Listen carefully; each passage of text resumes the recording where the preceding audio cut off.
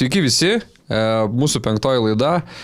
Šiandien mūsų svečiuose yra nuostabus verslininkas, geras žmogus, tėvas, daug epitetų galėčiau sakyti apie žmogų, draugas, Arūnas Mikaliūnas.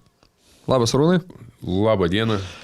Malonu girdėti. Podcast'o esmė yra susipažinimas su verslais, jų sėkmės, nesėkmės istorijom, dėl to mūsų pavadinimas ir yra skaičius ir herbas. Tai reiškia, kad vienoje pusėje mes turime kažkokią gal sėkmės istoriją, o kitoje pusėje visą laiką versle yra ir nesėkmės ar sunkumai kažkokie tai, kurie kyla mūsų kelyje, kuriuos mes turime įveikti. Tai apie tai mes ir pakalbėsime. Tai Arūnai, Miltelena, kaip atsirado jūsų gyvenimą ši įmonė, nuo ko viskas prasidėjo? Jo, trumpai realiai nuo ko viskas prasidėjo, tai dirbau tokioje didelėje įmonėje, pagrindė buvo su IKEA pagrindė darbas buvo, IKEA'os gaminiai ir visa kita. Ir buvau atsakingas, kaip sakant, tiekime, buvau atsakingas už metalinių gaminių dažymą, už jų, kaip sakant, laikų pristatymą, nes IKEA'os apimtis labai didelės, ta prasme, tai nekalbam apie 1-2 dažymus, bet yra kokie 10-20 tūkstančių per užsakymą, tarkim, kažkokių N gaminių ir jie turi būti, tarkim, davėjai užsakymą, jie kokie savaitės bėgi turi būti nudažyti ir atsidurti pas mus sandėly, gamyboj. Tarkim, ten sandėlys būdavo iki 10 milijonų eurų siekdavo. Tokie, jo. Čia prekių turbūt? Taip. Apyvarta mėnesinė būdavo apie 40 milijonų kažkur turbūt. Tai reikia įsivaizduoti tą maštabą, už ką buvai atsakingas. Dar susiaurinam ratą tų įmonių. Jo, ta prasme, tų gaminių ir komponentų tikrai buvo begalė. Tai aš būtent buvau atsakingas už dažytus gaminius, už metalinius, už visokius tvirtinimo elementus ir visą kitą. Ir tiesiog to pasiekoje susidurdavau su dažyklom, bendraudavau užsakymus. Mačiau, kad nevyksta taip, kaip turėtų vykti. Realiai dažymas, kokybė, pagrindė tai kokybė. Realiai, pasakykim taip, kad su kokybė pagrindinis buvo reikalas. Bandėm, aišku, ir Vilniuje, ir Kaune, ir kituose miestuose. Čia aš dirbau Šiauliuose, buvo tas visas pradžia viso to gėrio. Tai ir paskui ko pasiekoje realiai išbandėm daug tų dažyklų. Aišku, ten jeigu Kaunas Vilnius, tai prisideda visokie transportavimo kaštai, išaugina gaminį ir laikė išsitempia, ta prasme, tai vis tiek teko bendrauti su vietiniam dažyklom, kuriom, kaip sakant, tiekdom gaminis, nudažyti reikėdavo laiku, nes, tarsi, iš IKEA'os gaudom ir baudas atitinkamai už nelaiku pristatytus ir nepilnai vykdytus užsakymus. Ir tu, tarkim, kokį 30-40% broko būdavo iš nudažytų gaminių. Ir taip tas toksai tendencija. Brokas.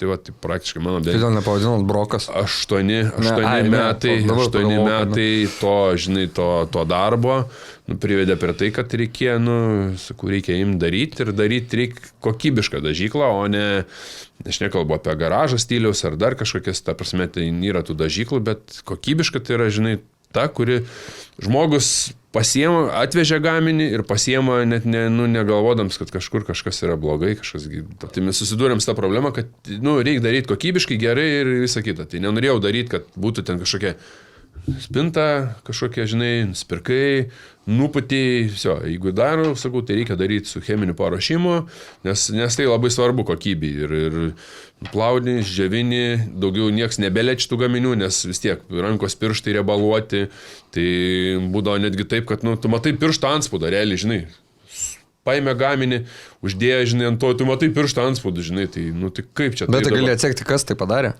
Nelabai, tiesiog tiesiog uždėta užlydyti dažai. Ir tos vietos tokie... Nes jeigu turėtum darbuotojų, pavyzdžiui, tu... Bet ten, tarkim, būdavo tose dažyklose nelabai įdomu. Gerai, dėkit per dažym, nieks ten nesigilina, esmė tokia, kad ten... Žmogiška klaida. Jo, žmogiška klaida, bet ta klaida jinai neišgyvendinama kažkodėl ten pas juos atrodo, kaip vadovas tu naini, pasakai, iškomunikuoji, atspausdini, lentoj pakabini, kad turi būti taip ir ne kitaip, tarkim, nes ir, mano darbo principas yra toks, kad mes, dirbam šiai dienai, tiesiog jei kažkur kažkoks brokas, gamyba, tai natūralu, kad vis tiek kažkas, tai kartais būn, to labiau kokį naują gaminį pasileidinu, būn tų niuansų, kad kažkur kažkas įvyksta, bet juos atspausdini, iškomunikuoji žmonėm, sukabini į lentą, supažindini ir viskas, ir stengiasi išgyvendinti tą, kad būtų taip, kaip turi būti.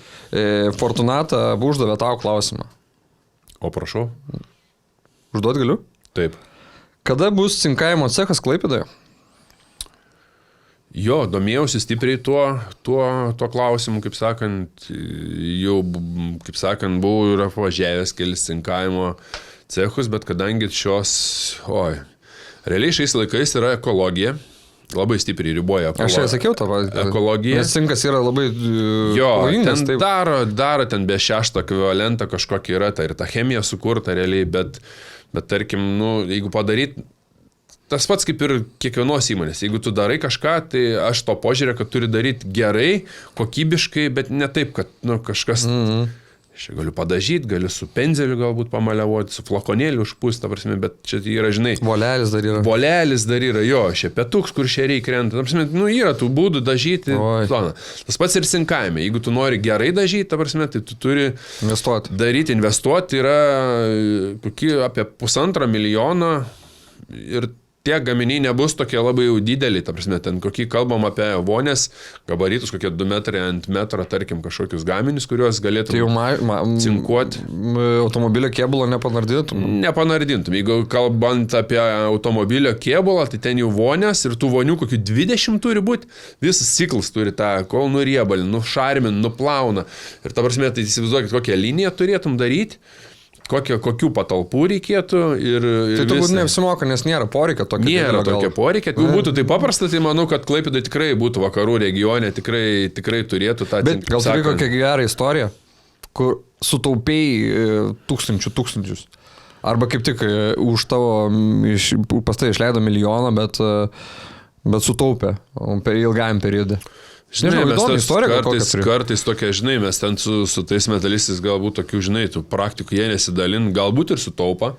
Aš nežinau, žinai, nes, ne kiekvienas paskui, galbūt, supranti, ten dažės kažkur garaže. Nesigiria. Gal ten kažkokia... Galiūną sutaupiau už 200. Ten kažkokie, žinai, gerai, target kainą pasako, tu pasižiūri, žinai, pasimatuoji, metiniai kiekiai.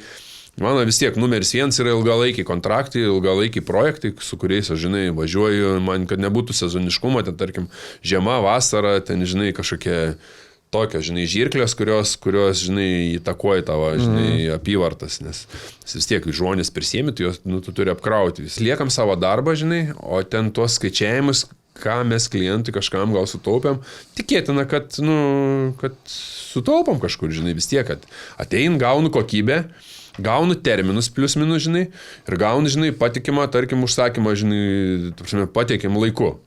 Super duper. Kadangi mūsų skaičius ir herbas, tai perikim prie kitos laidos dalies, rubrikos. Aš skaičius bus tiesos klausimas, užduosiu tavo tiesos klausimą, jeigu iškris skaičius, o jeigu herbas, tai užduosiu hipotetinį klausimą. Tai tau dabar pasirinkti, kas bus skaičius ar herbas? Skaičius. Herbas.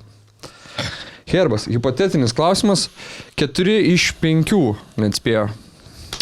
Tai kol kas azartiniai lašimai ne BNI nariams, bet sekasi versle.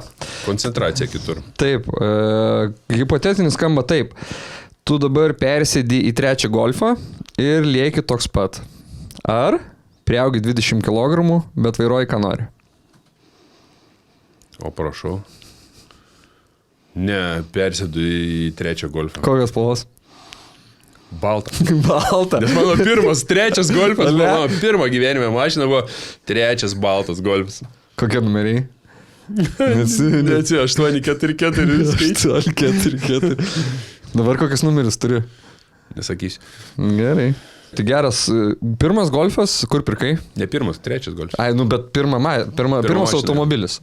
Kur visi perka automobilį? Tauragiai. Tauragiai pirkai. Tauragiai, nepatikėsiu. Studijavau Kaune, žinai, ir išvažiavęs buvau, žinai, kai vasarą, kai visi, žinai, palei studijų programą, į Anglijos, kaip sakant, Jungtinės karalystės žemės ūkį pakelti, kaip visada, žinai, visi keliai, visos vasaros parduotos, ten, žinai, šiandien, žinai, tai grįžau, tai jau, žinai, galėjau leisti nebe antrą, bet jau trečią golfą nusipirkti, žinai. Jau buvo gerai. Jau buvo prakutęs. Aišku. Prakutęs. Tokie, kaip sakant, kaip... A, 2 durų ar 4 durų? Ar 2 durų. Tokie, kaip žinai, tokie, kaip sakau, žinai, čia gal nusikeiks tokį ubagą trečią golfą, žinai. 1.9 variklis, 50 kW. Neužmušamas. Nieko, paprastai viskas, paprastai ten. Neužmušamas variklėlis. Jo. Gal turi kokį klausimą, tokį laidos rubriką teisam, kad užduoda klausimą sekančiam pašnekovui mano. Tai ar turi klausimą, o sekantis pašnekovas bus Andželika Šakinienė. Jo, manau, toksai bendras klausimas, galbūt kaip ir visiems gal daugumai verslininkų, nesvarbu, ar Andželika ateis, ar kažkas, tai esmė tokia, kad ar yra buvę taip, kad pagalvoja Andželika, tarkim, ar tikrai savo rogėse sėdi ir ar tikrai dirbi tą verslą, kuris teikia malonumą ir ar yra pagalvojus gal kada jį parduoti ir kažką pradėti naują. Ar sudvėjojus yra? Ar sudvėjojus tą, kad dirbi? Esi? Jo, esu. Jaučiu, kiekvienas verslininkas yra pagalvojęs, tai ar tikrai... Už ką man tiek, ne? Nu, už ką man čia tiek, žinai. Ar esi pagalvojęs, kai gerą užsakymą gavai, ar kai nepasisekė? Ne, žinai, kai atrodo, sukrenta kartai, žinai, kaip sako, problemos... Po vieną nevaikšto ir, žinai, būtent ten, tai tas, dar darbuotojas, tas, rytoj išeinu...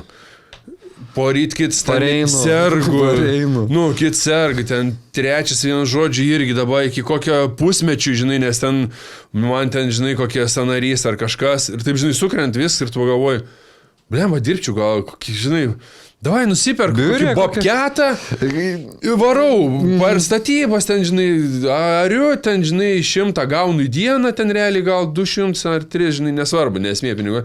Bet aš vien, žinai, ir man tai... Užrakinu bobketą ir namo. Jo, užrakinu bobketą, trenkiu durim ir tu nesugi galvosi ten dėl tų žmonių, žinai, nes tu vis tiek... Bet tai yra kitos problemos. Jo, tai plius... Bobketė sėdi, nėra šildymo, ten...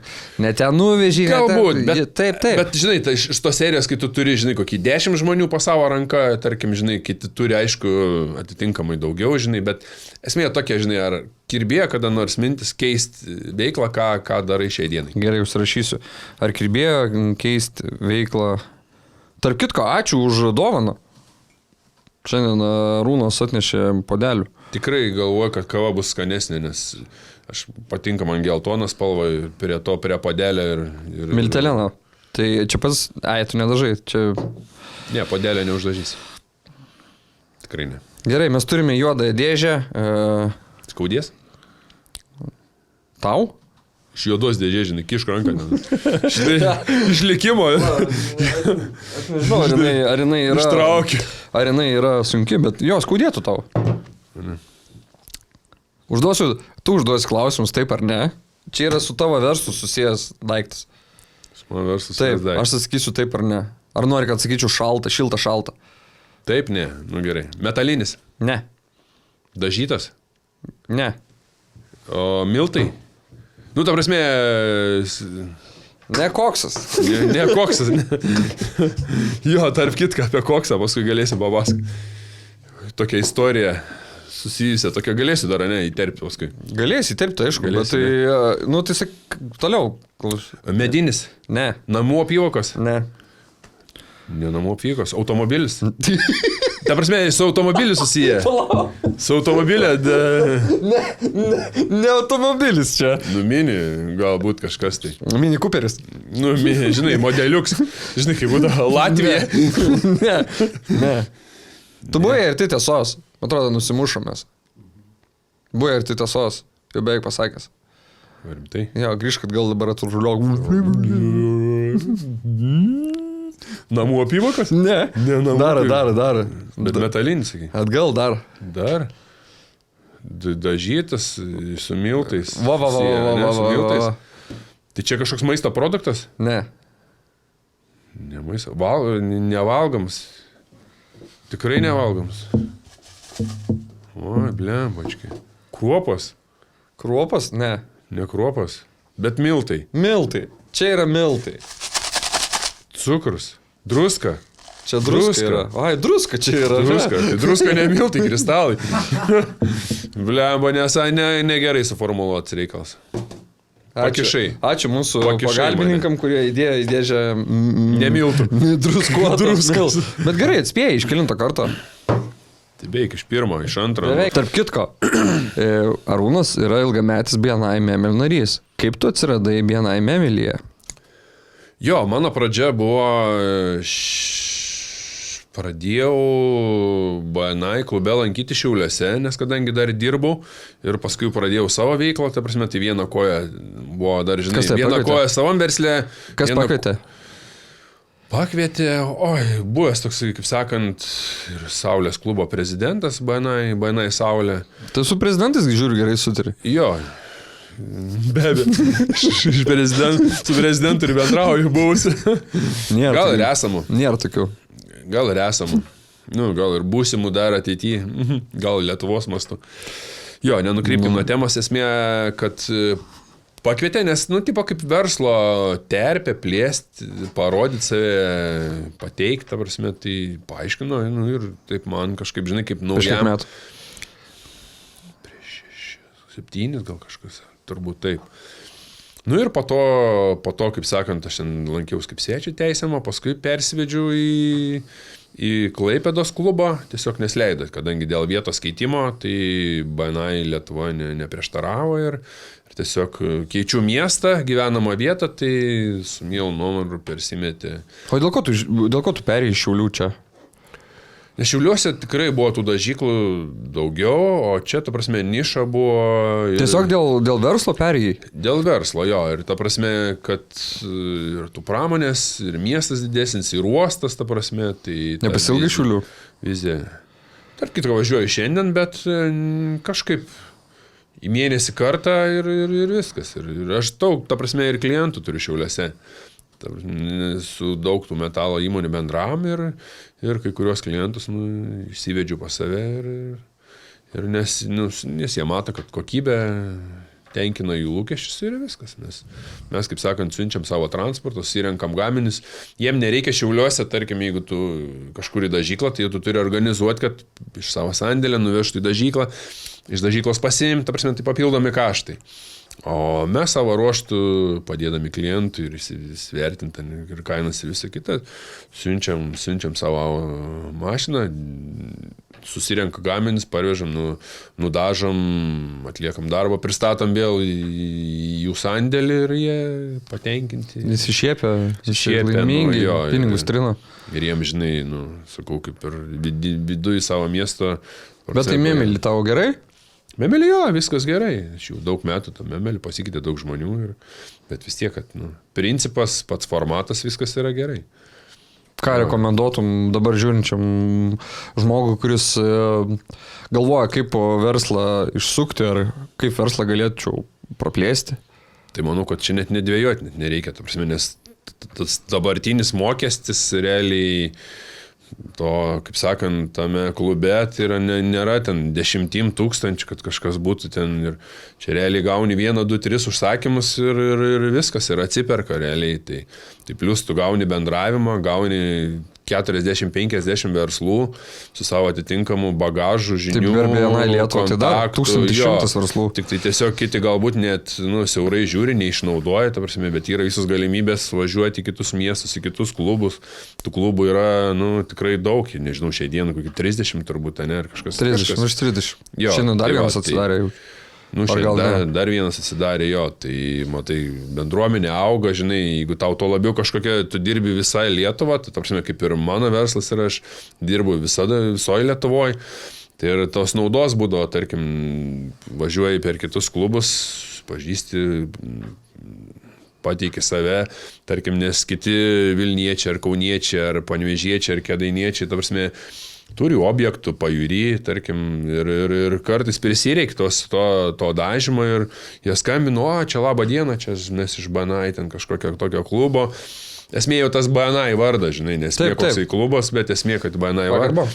Kai tik turim objektą čia, mums ten reikia kažkokias duris nudažyti, kažkokias langų, ten kokius rėmus perdažyti, ar kažkokias, žinai, tvoras, ar dar kažką, žinai, tai jo, tai taip ir, žinai, veikia Ir sakau, tikrai, kas supranta... Bet tu daug skiri laiko. Nes vien su vienu, tai esi lyderis, turbūt, mūsų klube. Kaip spėjai? Ta prasme, aš užklasinė veikla, ta prasme, tas yra, žinai, kad mes organizuojam tiek pirties pasibavimus, kuriuose tu dalyvauji, vasarą tiek kokie kartingai būna išvažiavimai, ta prasme, tai yra šiai dienai ir tu skiri tą, einam, šiaip susitinkam neoficialioje aplinkoje kažkokią vyrišką kompaniją ir, ta prasme, mes, kaip sakant, bendraujam ne tik, kad trečiadienį, tarkim, susitirinkom, oficialiai aplinkoje, ta prasme, tai yra netgi ir kaip kažkoks kolega buvo Amerikoje, netgi Amerikoje, tarkim, banais, nes tas principas yra draugaukit šeimom, o po to jau, kaip sakant, gimsta jau tie ryšys, atsiranda kontaktas. Po ilgą laiko. Tu gali po kažkokio ilgesnio laiko, jau atsiranda pasitikėjimas ir tu prasme, tu jau gali rekomenduoti mane, kai tikrai patikimą, normalų narį žinai, nes tu to prasme ir susipažįsti ir su mano verslu ir matai sistemą, kaip kas veikia, kaip kas daro. 10 kartų nukrito moneta, kažką reiškia. Reiškia, kad su sėkmingu verslininku sėdi. Nes smulkios monetos krenta, o stambės liek kišenį.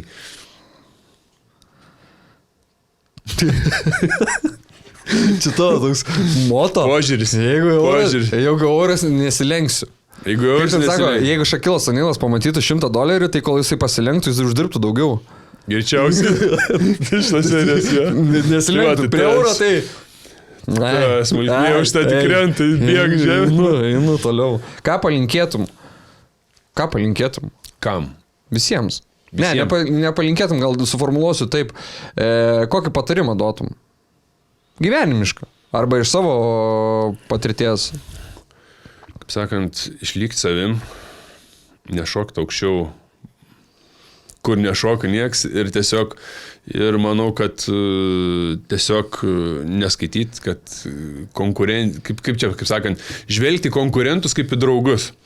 Tada viskas bus... Kaip į kolegas. Kaip į kolegas. Tada viskas eis labai sklandžiai, gerai ir manau, kad, žinai, su to teigiamu pozityvų požiūriu verslas eis kaip išpypti. Ta veda pozityvas? Veda, aš visada pozityviai visą situaciją žiūriu.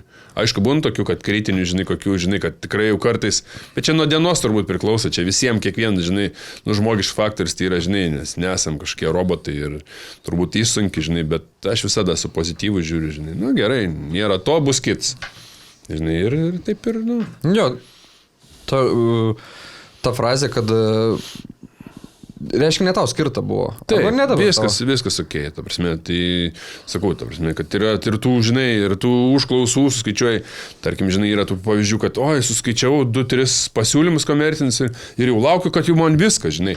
Plemačkai, nėra taip, žinai, nebūna, tikrai, tu suskaičiuoji, žinai, 100 tų pasiūlymų ir aš kaip sakau, jeigu 5 pas tave lieka iš tų pasiūlymų, žinai, skaičiuotų, tai yra viskas gerai, reiškia, tendencija yra, proporcija veikia, žinai, tai viskas yra gerai. Super. Daugiau pozityvo ir manau, kad verslas aukštumoje. Taip, mes perėjom vieną dalis alright, kita alright, vienai alright. Tai 3 dalis visos alright. Aš to norėčiau simboliškai paaukoti, padovanoti 1 euro monetą ir papasakotau tokį nutikimą. Klausė, su ta moneta ar su tavim? Jo, vieno milijonieriaus klausė, sako, kaip tu, sako, milijonierių tapai? Tai, sako, aš pasiėmiau eurą, sako, nuvažiavau į kaimą, pas buvau senelį ir nusipirkau už tą eurą kilogramą obuolių. Aš parvežiau tą kilogramą į miestą ir pardavau už 2 eurus. Tada sako, aš grįžau. Pardavau už 2 eurus, nes brangiau jau mieste yra obuoliai kaimiški. Tada sako, pasiėmiau tos 2 eurus, nuvažiavau vėl pas senelį. Sako, nusipirkau 2 kilogramus obuolių, parvažiavau į miestą ir pardaviau juos jau už 4 eurus. Ir kitą dieną laimėjau 1 milijoną telauto. Tai aš to linkiu su to eurų. Sakė, dabar kainuoja 2 eurai jau telauto biletas. Tai dar kažką nupirkti ir kažką parduoti. Prisidėti prie dar eurų ir nusipirkti telauto biletą. Blemba, važiuosi į Šiaulius, tai gal gausi kažką pigiau Šiauliuose ir parveši į Klaipėdą parduosi. Tau. Cinkavimo. Cink. Man parduosi. Cinka. Man... Už 2 eurus. Žinai, kiek aš daiktų turiu. Daug. Gerai. Ačiū tau, Arūnai, čia simbolinė yra moneta, kad tu atsimintų mūsų pokalbį ir mūsų pasišnekėjimą, pasikalbėjimą. Ačiū tau už gerą nuotaiką, už pozityvą, sėkmės tau visose darbuose ir kad tų dienų, kurios, taip sakai, būna kartais netokios, būtų ko mažiau. Ačiū šiltą palinkėjimą. Kaip sakant, to pačio palinkėjimo tau atgal ir likim draugais. O jūs žiūrovai, iki kitų. Jūsų pagrindiniai klientai yra riteriai. To dar nebuvo, dar tokio užsakymo neturėjom, bet... Ne, tai gal skalbyklą, gal sukabino to šarvus. Nečiupink, aš nesuprantu, tu iškart imi, kas ne tavo yra. Aš tau tik tai pastumim, kad... Kai mano dėdė sakė, ubagus remsiu. Kai po cheminio paruošimo... Vaikščiokit ranką susikišę į kišenės, aš taip sakau visada, žinai.